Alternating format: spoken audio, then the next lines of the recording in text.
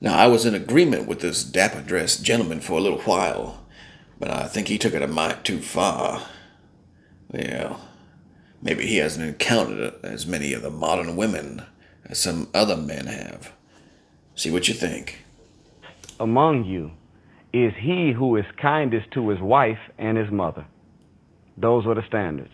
Why those two? Because mother is the one that brought you into the world and has you where you are. And wife is the one that's going to take you into the future even when you're gone.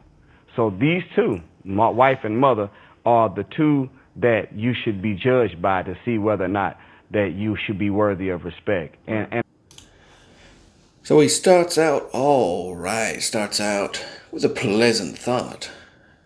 Your mother and your wife, judging the man based on those two. I found out accidentally on purpose that you can measure the goodness and the greatness of a man by the size of the smile of the woman in his life's face.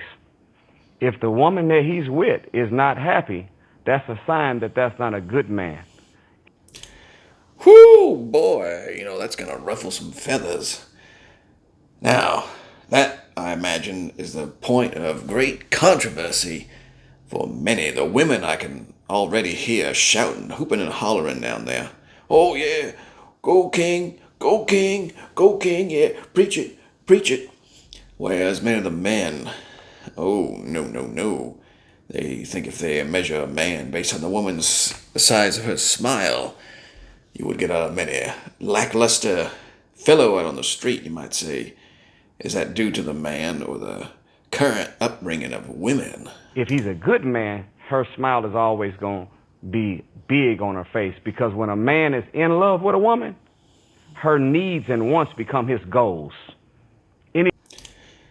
Yeah, now, I can agree with him to a degree on there.